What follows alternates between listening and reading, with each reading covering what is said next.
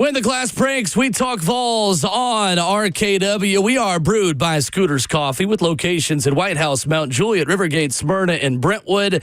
With the crew all here on a Tuesday morning, we are joined by VolQuest's Austin Price talking Tennessee and March Madness, a little bit of spring practice as well. Austin, what's up, man? How are you? I'm doing great, everybody. How are you doing? We are great. And we begin, Austin, in the NCAA Tournament. What do you make of Tennessee's draw and the matchups they have in the Midwest region? I think the draw is fantastic. Obviously, you could run into a Kentucky who's 2-0 against you this year in the Sweet 16. But I think if you're Tennessee, you're taking this draw every time. A year ago, you knew Purdue was a bad matchup, having played them earlier in the year. You knew potentially a UConn would be a bad matchup, just like you knew Florida kind of was a bad matchup last Sunday. With them just being so long and deep and athletic. But there's nobody on, this potential path for Tennessee that I just look at it and think, oh, man, Tennessee can't beat them. Like, that's just, that's basically a near impossible game to win. Like, a lot of that is just like, I think if Tennessee plays its best basketball, it has a real shot to get to its first Final Four as a program. So, again, you got to go out and do it. Tennessee's never done it as a program. In all these years and all the really good teams they've had, they've never been able to get to a Final Four. Is this the year? I'm calling it. I'm saying yes. I think Tennessee is a real shot, and I think they run this table and make it to San Antonio. Well, Austin, along the same lines, that Elite Eight matchup with Houston, I know Jay Billis said, it would need to be refereed by wrestling officials. It would be an absolute boxing match for 40 minutes. But what would you make of that matchup specifically, and just how Tennessee would go up against a team that really has a lot of the same strengths that they do? Yeah, I do think they would be mirror images of one another.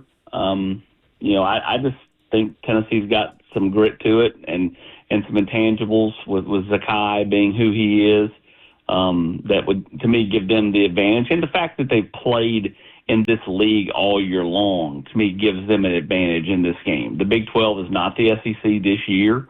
And, Houston's a really good team. Kelvin Sampson and Rick Barnes are buddies. They play a very similar style. I think it would be a great matchup. And, again, I don't think anything would surprise me with this Tennessee basketball team. But I just think they're kind of poised and set up with the path they have to make a real run here, and we'll see how it proves out. But, you couldn't be happier, I think, if you're Rick Barnes, outside of the fact you got to turn around and play a Thursday, Saturday instead of a Friday, Sunday, coming off, 3 grueling games in Nashville, than the path you have in front of you. Austin Price, not Christ, Austin Price of VolQuest and on 3 with us this morning. Also, when it comes down to the system that Rick Barnes has, cultivated as of late, man, who is he going to be able to go find another Dalton Connect or Chaz Lanier out of the portal this year? Is that his plan, you think, moving forward for his teams for years to come? Yeah, I do think that, as long as Coach Barnes is coaching, however long that is, whether that's another 5 years, or that's, next 5 weeks, I think he'll be heavy in the portal. I think he's continued to recruit high-end players. They spend a lot of time recruiting some of these high school kids that are highly thought of. But I think the path for Tennessee is going to be heavy into the portal. They really have to be, as much as they lose, right? Obviously Milicic and Chaz Lanier are kind of one-and-done top players. But then, they lose Gainey after 2 years. Zakai and Meshack are gone after the great 4-year careers. They're going to have to replace a big core of this group. Now, down in the post, they don't replace as much. They'll have, Cade Phillips back, Tara back, but they're going to have to replace a lot. And so they'll go heavily into the portal for this. They have to. But I think a lot of schools are doing that in basketball specifically. Everybody at least dabbles in football, if not goes heavy like a Florida State or an Ole Miss. But in basketball, it feels like kind of everybody goes heavy. You look at Alabama's a heavy portal team. Florida's done a nice job in the portal. Even teams like Oklahoma, kind of help transform their roster through the portal. So I think that's something you see a lot more heavily in basketball. But, I think Rick Barnes gravitates towards the fact that, okay, I don't have to recruit a kid for 2 years to get him. I can recruit him for 2 weeks pretty hard and then kind of, manufacture and build my team that way. No doubt about it. Austin, the other side of things, man, a lot of folks, BVS pops up from time to time, even on the baseball side of things, man, with them winning the national championship recently. It seems like nobody wants to say this team is that good. Austin, they just swept Florida, a top 10 team. Marcus Phillips earned SEC, co-SEC Player of the Week, man. Honestly, how good is this team and the expectation for them also?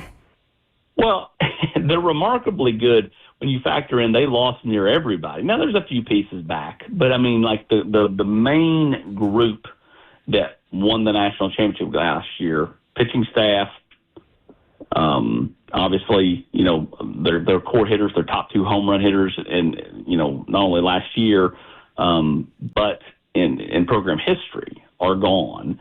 And they just kind of just plug and play, and these guys continue to win. I mean, they even brought a kid in Albert Osuna, and Alberto, I said that with him last time for Volco Confidential, which is going to have an expedited release of it in like a couple of days from now. Nice. And he came in February, isn't eligible to play, and just loves it. I mean, I was like, do you regret it? And he's like, nope. I guess I feel like God had a calling for me to be here, and I don't really know what that is at this point, but I'm here, and I'm glad I'm here, and just a great attitude for a kid that's going through a really tough situation.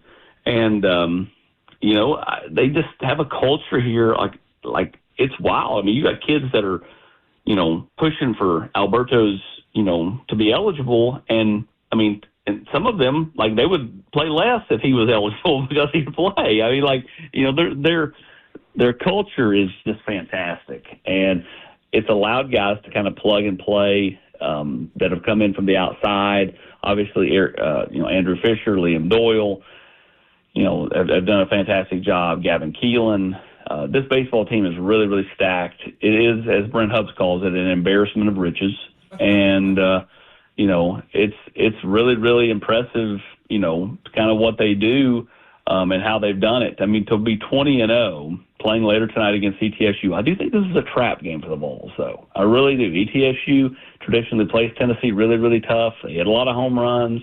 A lot of those in-state kids that maybe feel like they could have been at Tennessee, they get motivated for this type of game. This is a trap game, I think, for Tennessee later tonight. And you're going to Alabama this weekend. The last series Tennessee lost was last year at Alabama. The last time Tennessee lost back-to-back games was last year at Alabama. That's wild. That's 365 days ago or whatever it was. It's baseball. Like, it's easy to, have your ninth pitcher on your rotation drop a Tuesday game and then drop the first game of an SEC series, or drop the last game of an SEC series and then drop a midweek game in college baseball. To not lose back-to-back games in a calendar year is a crazy stat. And, Tennessee just continues to do what they do, and that's win and win big and win impressive and win in different ways. Austin Price, our good friend at VolQuest, joining us this morning on RK-Dub. Let's switch over to football, and spring practice continues, Austin. How have you seen or heard in terms of some of the coaches talking about Nico Iamaleava and how the leadership is continuing to build with him during spring practice and some of his new parts? I think he knows it has to build, Kayla, and I think that he's making a real conscious effort to be more vocal, to be more seen, to be more present. Not that he wasn't present a year ago, because he was, but I think he took a backseat to alpha males in the room like a Dylan Sampson. I mean, Dylan, everybody for years, everybody saw Drew Brees do the whole, got him around him and give him the pregame speech and all that.